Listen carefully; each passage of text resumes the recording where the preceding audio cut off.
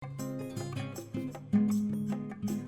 we're going to stick it under here in my OBD2 port. Go to the scan tool. Oh, see that oil running down from the top? Shooterlube, some Seafoam, and some regular carburetor cleaner. If we do the BG dynamic engine cleaner and it doesn't work, then all the chemical videos are over.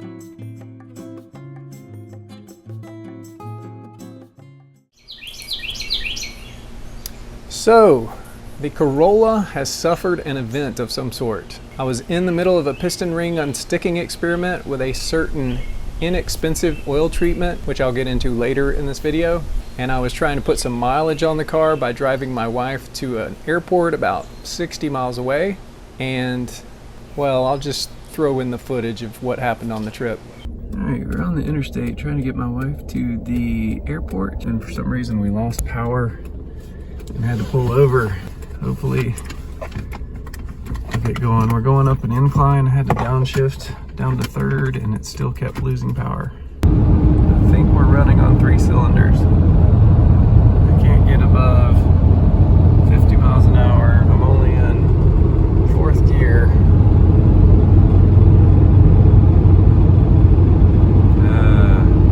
I just dropped my wife off at the airport. So anyways, I'm gonna fill in some blanks now, hopefully. We were on a stretch of road between Greenville, South Carolina and Asheville, North Carolina, and we were increasing in elevation, so it was a slight incline for several miles. And you could just feel the car starting to shudder like you're straining in too high of a gear, and started slowing down, so I downshifted to 4th, started slowing down, so I downshifted to 3rd, and then I could tell we were just totally losing power. So I pulled over, checked the oil. It was on the bottom of the dipstick at about, what was it, 295 miles or so. Sorry I didn't film that. It was dark. My wife was pretty upset. So I was just trying to get everything done, make her feel better that we were going to make it on time. And we did, so thankfully.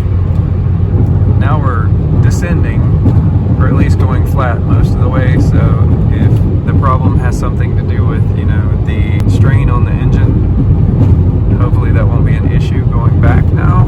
But I had a Honda Civic wagon years ago that had a head gasket sealing problem, and it was the same shuddering feeling when I lost a cylinder. What would happen was coolant would start leaking into one of the cylinders and it would snuff out the spark plug, so I would lose ignition in that one cylinder and the car would just start shuddering and just lose power and lose power and lose power. And it always happened on an incline, like on the interstate, not just going up a steep hill around town or anything, just a long drawn out incline. It was doing something similar, so I didn't know if maybe, you know, the oil was causing one of the plugs to get snuffed out, or could it be the catalytic converter getting clogged up? I don't know. I mean, like I said, it's running fine now. I was thinking, you know, maybe the catalytic converter was so packed with oil and stuff that I had no exhaust flow and it was just, you know, stifling the power.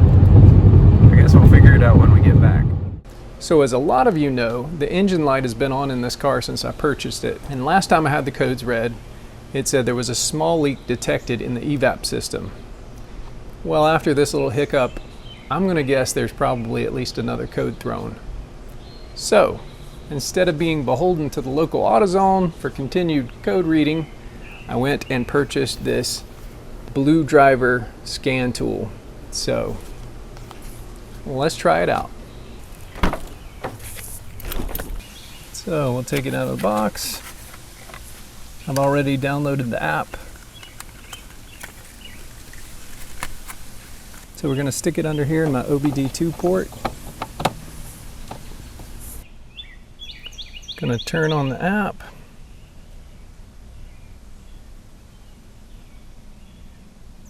Ignition on. Let's go to the scan tool. Let's read the codes.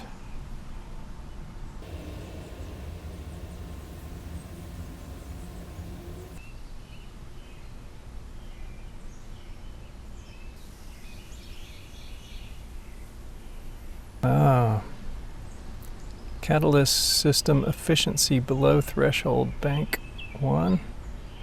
Evap system Evap system incorrect purge flow. Random multiple cylinder misfire detected. Random. That's interesting. Catalyst system efficiency below threshold. Evap system incorrect purge flow. Alright. Could my hiccup have been my catalytic converter is clogged up? Obviously the catalytic converter is having some problems. And it also said, where was it? Random multiple cylinder misfire detected. Well, I kind of figured that. So, if you have sticking rings under load up an incline or something, will you lose power and drop random cylinders? Is that one of the symptoms? I don't know. Or is it the catalytic converter? Could the catalytic converter be so clogged that the engine's basically just getting choked up, and when it's under that kind of a load, it couldn't flow well enough, and so it lost power? Would that also cause a misfire? I don't know. I'm not a real mechanic.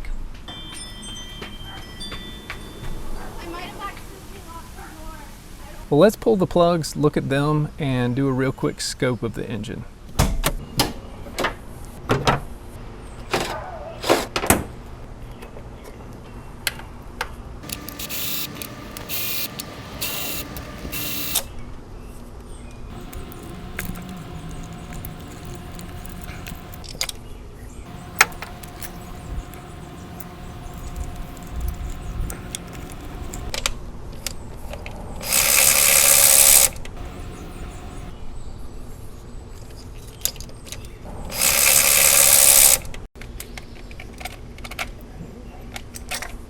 Now for the plugs.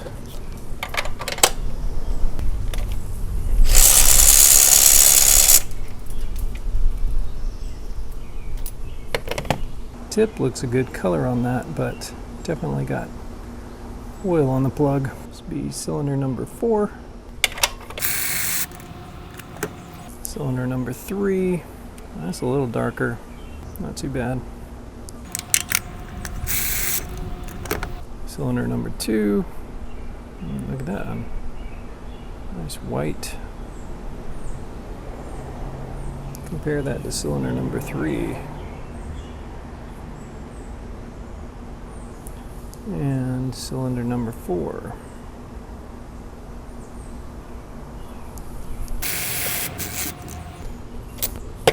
Cylinder number 1. It's got a nice white tip too. I know it's supposed to be tan usually, but I'm assuming lean is probably good in these modern engines. And again, compare that to cylinder number 3. 3 is definitely different. There's 2. And there's 4. So 3 is definitely different than the other ones. Have to look extra good on that when we scope it.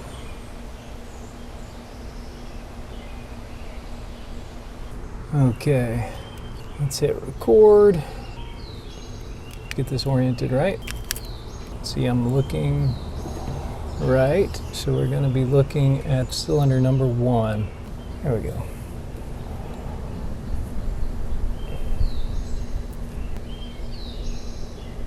Here's a close-up. You can definitely see some oil in there. Alright, let me put a little bend in this so we can look at the back. Hopefully that'll work. Alright. Lots of cross-hatching. Lots of cross-hatching. Let's turn it around, look at the front of the cylinder.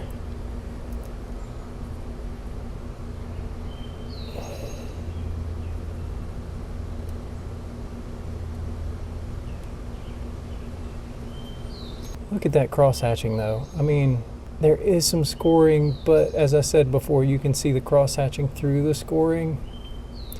I don't think that's anything super serious.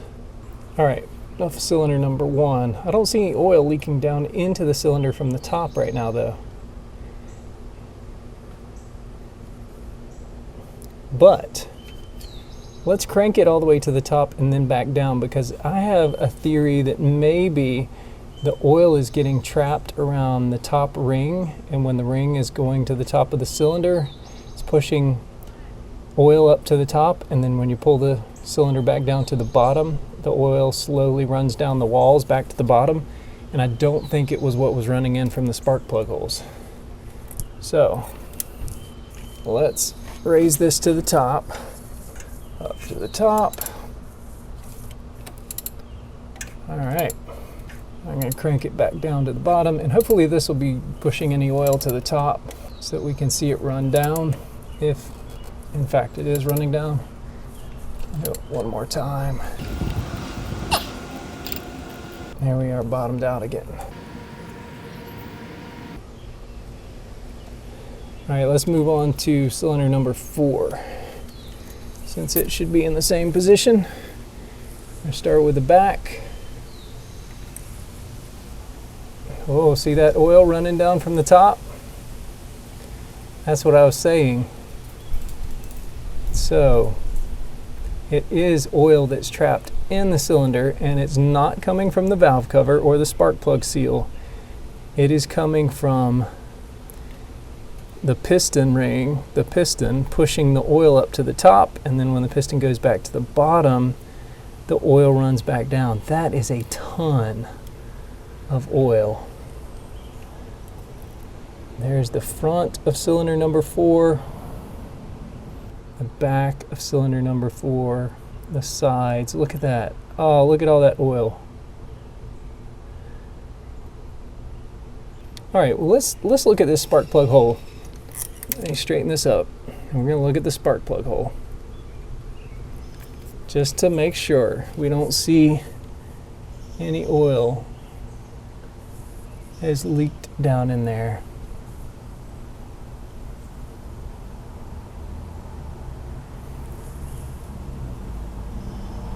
No, that is all old.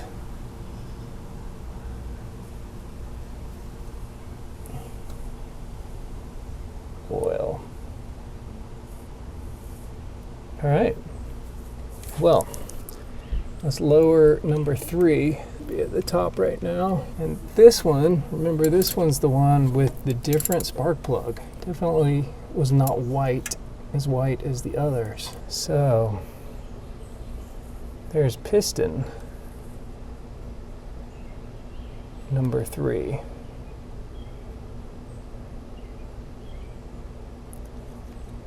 A lot of oil on there. Let's pull it out. Put a little kink in it. There's the back of the cylinder wall. Doesn't look too bad. Let's do the front.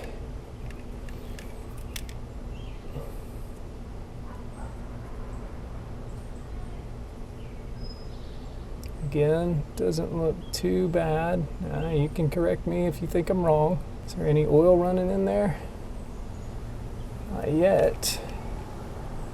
Let's come back and look at it in a minute. Let's go ahead to cylinder number 2. We'll start with the walls. So there's the back, cylinder number 2. Not terrible. Front of cylinder number 2.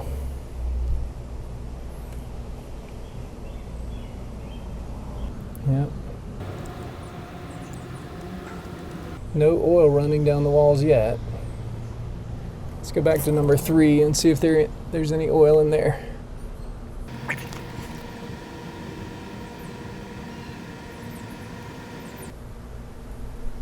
Don't see any oil yet. Number 4 had a ton of oil, didn't it? Let's do a quick shot of all the pistons. Cylinder number 1.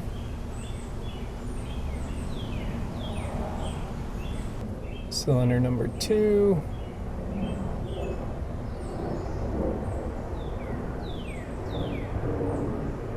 Cylinder number 3.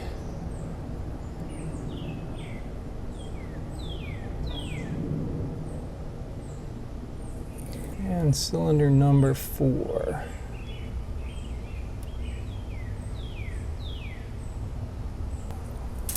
All right, I don't know.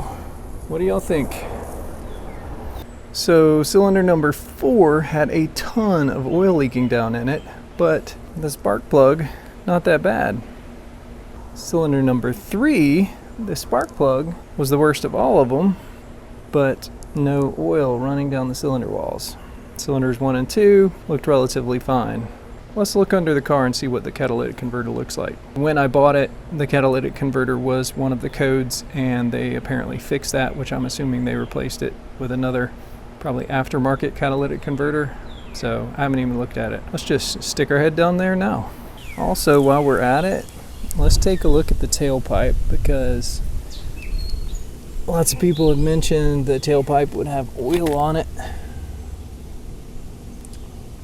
There's the tailpipe.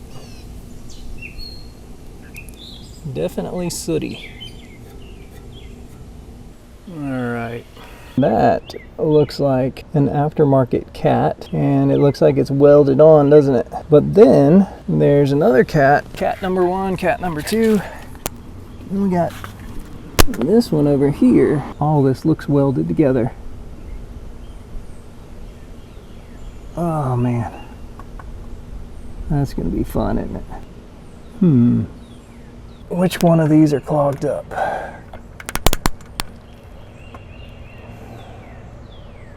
How should I get around this without spending tons of money on new catalytic converters? Is this going to affect the piston ring unsticking experiments with the different chemicals? Before I end this video, let me go ahead and tell you about the engine oil additive that I have in the car right now. But before we actually do that, let's pull the dipstick on it and look at the oil. Now, I'm not so concerned about the quantity of oil right now, more like the quality of oil. That oil is still fairly golden. Now, we're going to check out the mileage. I think I've driven it roughly 600 or 700 miles right now with this oil additive. And if it were doing something, I would think the oil would be a lot darker. The oil additive that is in the car right now is probably what I should have started with, because it's like the cheapest. It is the Walmart brand of Supertech oil treatment. And it just says, well, I'll show you what it says. I think I've got some footage of when I put it in. And you're supposed to just run it for like the entire oil change interval. But it doesn't appear to be cleaning much of anything, so due to a change in circumstances and the fact that it doesn't appear to be working so far, we're just going to cut this one short and move on to another experiment. I also want to talk about the Shooterlube. In the video where I was still doing the chemicals before I stopped to do some repairs on this Corolla, I said I was going to be doing Shooterlube in the next video. Well, I started a little preliminary experiment with Shooterlube, and it didn't quite turn out like I expected. Also, I shouldn't have started so early with the Shooterlube, because it's not necessarily a cheap additive and it's not an easily accessed additive for most people. I really should have started with stuff that you could get online or at your local auto parts store or at Walmart. So I really probably should have started with Supertech, saw that it didn't work, and then moved on from there. But before we get into all that, let me really quickly just show you the Shooterlube and my thoughts on that. So here are our equally oily old spark plugs from the Corolla. You can see they're all caked with oil and carbon in pretty much equal amounts. Hopefully you can see that. What I want to do before we go adding this to the engine is put some Shooterlube, some Seafoam, and some regular carburetor cleaner in these jars and let 3 of these spark plugs soak in it, let's say 24 hours, and see what happens. I'll just tell you, this Shooterlube smells like it has no serious chemicals in it. It doesn't smell very volatile. It says it's not flammable. It is odorless, no water, fully evaporates, leaves no residue, no hazardous ingredients per EPA, high flash point, non-corrosive, does not freeze, and not flammable. It has a unique high-grade hydrocarbon formula that provides exceptional strength and no odor. The high flash point and lack of chlorinated solvents or other hazardous ingredients provide an unprecedented degree of user safety. I don't know, that's very odd. Pour a little in here. Wish I had smaller jars. And drop a random spark plug in there. I need to hold it up somehow so that the tip is in it. Take a little wire, wrap it around the top. Put that in there. We can get the lid on. Yeah, we can get it on. And this one will do Seafoam. What does this smell like? Yes, I can smell alcohol in this. Pick another random spark plug. Tip down in there. Now some carburetor cleaner. Ooh, this is gonna stink. So, alright, keep those volatile chemicals in there. This one looks a little bit dirtier, so we'll put it on this one. And drop it in there. Alright, now we'll let these things cook overnight. 24 hours at least.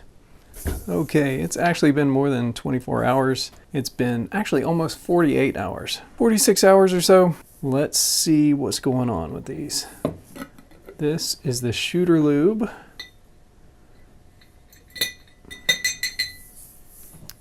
I don't notice any debris in the bottom of that. So you can see that jar looks pretty clean.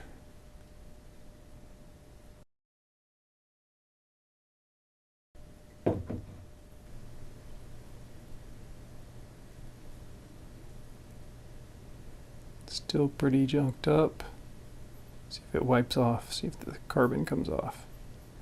Doesn't look like the carbon is even coming off, not breaking off or anything.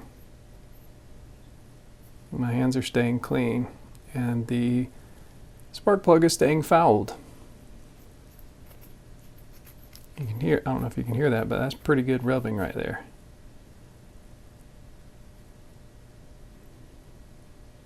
Let's go on to the Seafoam jar. Leave that spark plug here so we know which one it goes with.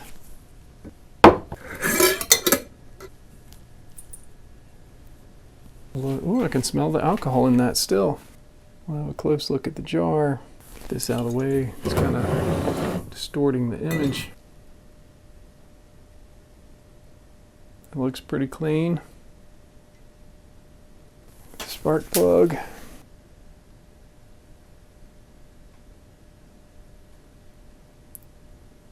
Still pretty fouled. See if it rubs off. You know, the carbon rub off. Fingers are still pretty clean. So, Seafoam doesn't really dissolve any of the carbon either. We'll put that back next to the Seafoam jar, and let's move to the carburetor cleaner.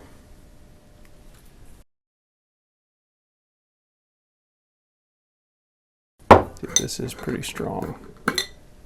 Oh yeah, it still smells like model glue, or I don't know what that smell is exactly. Is it acetone or toluene, or what is it that's in carburetor cleaner? There's a little bit of carbon. It's back there at the back, if you can see it back here. Some carbon flakes. Here is the spark plug.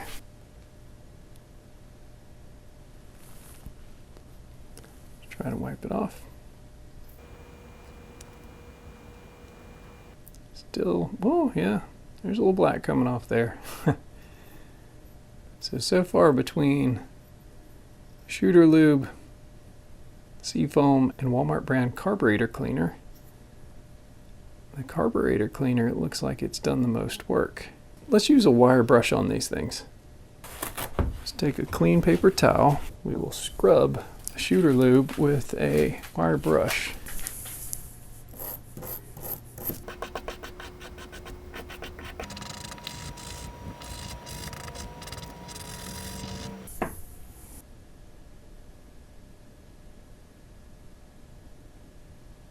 Didn't do much, did it? Let's move on to the Seafoam spark plug. And that's got, I don't know if you can see that, got bumps of carbon on it right there.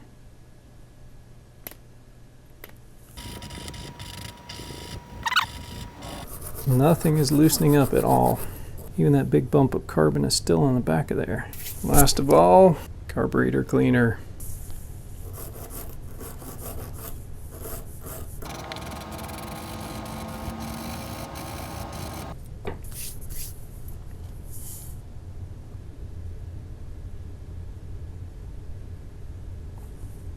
Well, I think that one out of all of them looks like it got the cleanest. All right, that is the carburetor cleaned spark plug. This is the Seafoam cleaned spark plug.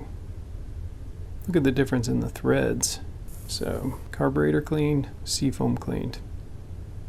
Now let's grab the Shooterlube clean. We'll hang on to the carburetor clean one since that looks like it's doing the best. And here is the Shooterlube. Notice the threads and the carbon that's still caked on. Well, that's interesting. Shooterlube, Seafoam, carburetor cleaner. So I know this video has been all over the place. We talked about the problem on the way to the airport, the misfires and everything. We got the new code reader and read the codes. We looked at the catalytic converter. We had a little side test of Shooterlube versus Seafoam versus carb cleaner. We had the stifled experiment of the Supertech Motor Treatment. I've done a little research and I found the catalytic converter can cause misfires. I don't know if we need to get around the catalytic converter to complete the testing or to do more testing, but if we do, my neighbor Scott over here, who happens to have an FJ40 Land Cruiser that needs restoration, and I've been telling him he needs to start a channel on it, so if you would like to see him start a channel on that, you might want to comment. But he has a welder, and we might look at temporarily deleting the cat. Now, I personally am not anti-catalytic converters. I do think they serve a good purpose, and I prefer to have a catalytic converter on my car. I've driven cars without them and they stink terribly. It gives me a headache being around a car that has no catalytic converter on it. But we're thinking about doing a temporary delete, because if we go and replace the catalytic converter and it's still burning oil, obviously we're just gonna clog up another one and that'll be really expensive. And this would only be, like I said, temporarily. I don't recommend people deleting their catalytic converters. I'm not gonna be driving it a lot after we delete it, if we delete it, because the remainder of these experiments are not gonna be where we put the additive in the oil and drive it for 3,000 miles. That's just not going to be feasible. These videos would be too far spread out, and I know y'all want to see some results here eventually, or you want to see the vehicle fixed. After that, a little experiment with the Seafoam and the Shooterlube and the carb cleaner, you know, I'm starting to think if you can't soak this stuff in pure chemical overnight or close to 48 hours and it easily flake off or dissolve away, or you can even mechanically take it off after that, there's probably not much chance of those oil drain back holes getting unclogged or the piston rings getting unstuck without some actual mechanical work. So the next experiment, I think we can rule Shooterlube out. I think we can rule Seafoam down the spark plug holes out and similar cleaners. I bought some B12 Chem Tool, but you know, to me, it looks like it's going to be as weak or weaker than Seafoam, so I don't think I'm even going to try that. What do you think about things like Yamaha Ring Free, or there's another brand of piston ring unsticker? I know they're to put in the fuel of two-stroke engines, but I thought maybe something like that might work on it. Maybe there's special chemicals in there designed to specifically attack the garbage around rings and stuff. I think if we do another experiment on this going forward, it'll have to be something specifically designed to unstick rings. And I know a lot of people out there think I need to go to the BG Dynamic Engine Cleaner, and that might be the next step. I'll tell you this right now, If we do the BG dynamic engine cleaner and it doesn't work, then all the chemical videos are over. We're gonna jump to replacing the pistons and the piston rings, and that will probably be the end of the whole oil burning saga with the Corolla, I hope. So next video, let me know, should we delete the cat in the next video? Should we just leave the cat alone? Should we jump straight to BG dynamic cleaner? Or should we try something like Shooterlube ring-free? We'll pour it down the spark plug holes and see how it does. Let me know in the comments. As always, thanks for watching, and I hope to see y'all in the next one.